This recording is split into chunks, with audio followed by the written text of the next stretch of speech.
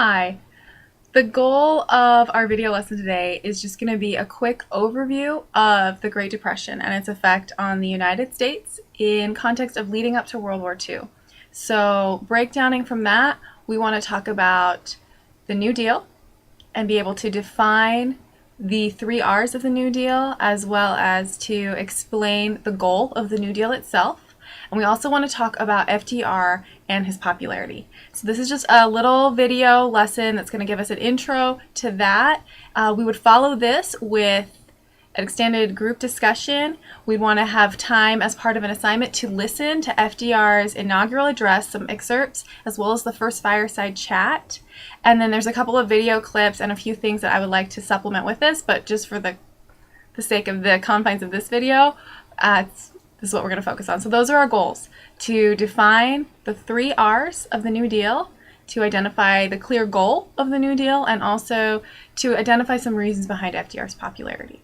So before we can talk about the Great Depression, we need to talk about what caused the Great Depression, which is the excessive spending and easy credit, the overproduction of the 1920s. We're not going to go into that because we would have already talked about that in theory. But the stock market crash, the day that we can pinpoint as the Great Depression starting, which is not fair to say that the Great Depression started or was caused on that day. That's simply a day that historians can point to and say, on this day we know for sure, we can identify the effects of the Great Depression. That's October 29th, 1929. And it was a day of chaos. It starts in the stock market exchange in New York, and then trickles out. And so it's important to understand how business owners' failures then lead to factory managers' failures, then lead to layoffs. Layoffs means to people not having that weekly paycheck. Without that paycheck, they can't pay their rent. That means the landlord's now in trouble. He can't pay the doctor. That means the doctor's now in trouble. He can't pay his utilities, and so on and so forth. And it becomes this cyclical problem. So the height of the Great Depression, the part where we see the real problems, isn't going to be until 1933 or 1934, by the time that trickles out. When Roosevelt was inaugurated in the spring of 1933, the Great Depression was actually just peaking at its worst. Unemployment was reaching its highest, which was going to be about 24%. That means 1 in 4 Americans couldn't find work. The Great Depression was a difficult time to live, and it was difficult for people who already struggled. It brought everyone down a notch or two, which meant if you were already at the bottom, there wasn't a lot worse it could get for you, or could it?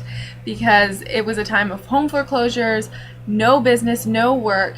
It was a difficult time to live, which is one of the reasons why Roosevelt was so popular, especially amongst the poorer people, the masses, the people that were affected. And what's interesting in looking back on Roosevelt is that he didn't promise to do a lot. He's well known for his public speeches, for his inaugural address, and then for the radio addresses that followed it, his fireside chats, because it was as if he was sitting in your living room beside the fire talking with you and your family. And what's amazing, though, is in that inaugural address, it's got some famous lines. In fact, let's listen to the most famous. So first of all, let me assert my firm belief that the only thing we have to fear is fear itself. He doesn't really say what he's going to do. There's no outlaid plan. And that's not to say there wasn't a plan. It's just that Roosevelt didn't share everything with the American people right away. He definitely had a plan. He won the election in November, is inaugurated the following March. It's later that inauguration moved to January. But so in that time period, Roosevelt uses it really well to put together a plan. He organizes what he calls a brain trust. He gathers some of the brightest minds that are willing to work with him and come up with a way that they can address the most immediate needs of the country. And they identify them as 3 things: as providing relief, recovery, and reform. And those become the guiding principles of what Roosevelt then presents as his New Deal. Within the first 100 days of office, which is now a marker that we use on all presidencies, what is accomplished in that first 100 days, Roosevelt set the standard for having that 100-day window.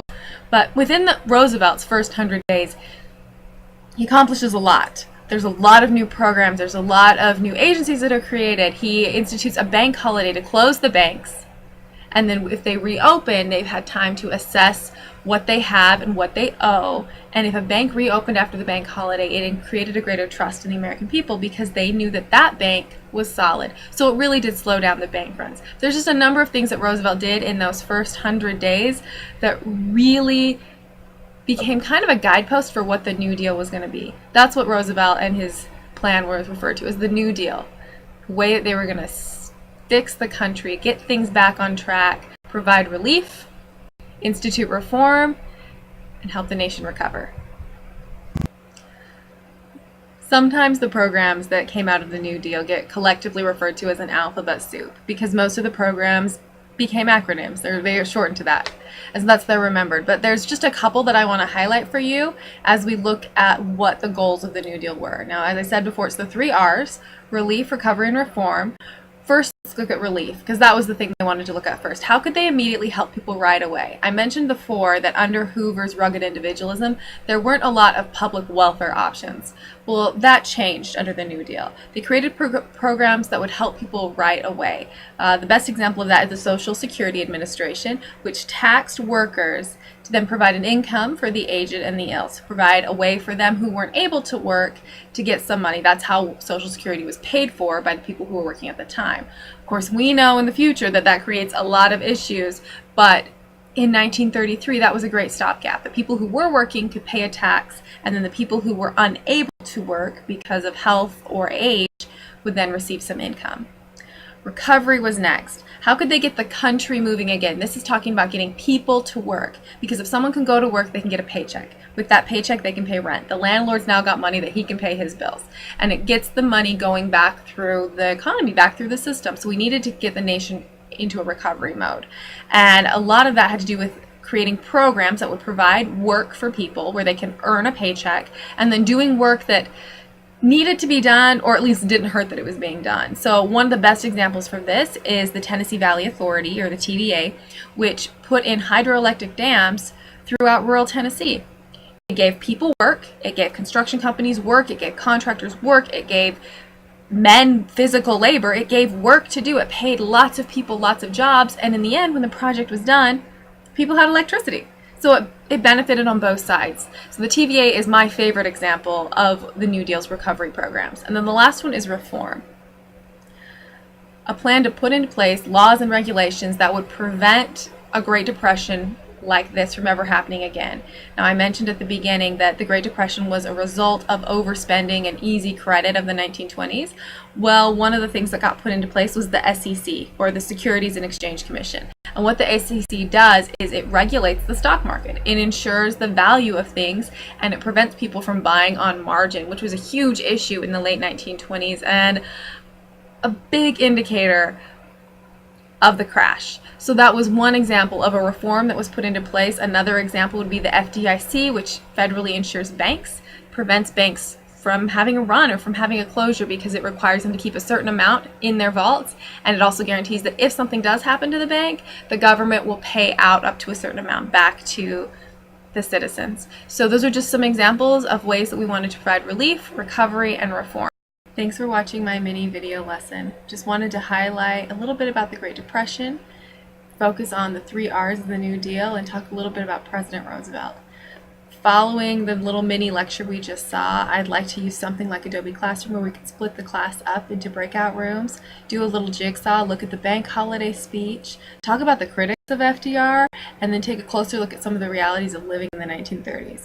Get a broader idea of what life was like in the 1930s and how that affected not only the American psyche, but how it would lead into America's view internationally, their readiness for World War II, and what it has done in shaping our view of the presidency and the role of the national government.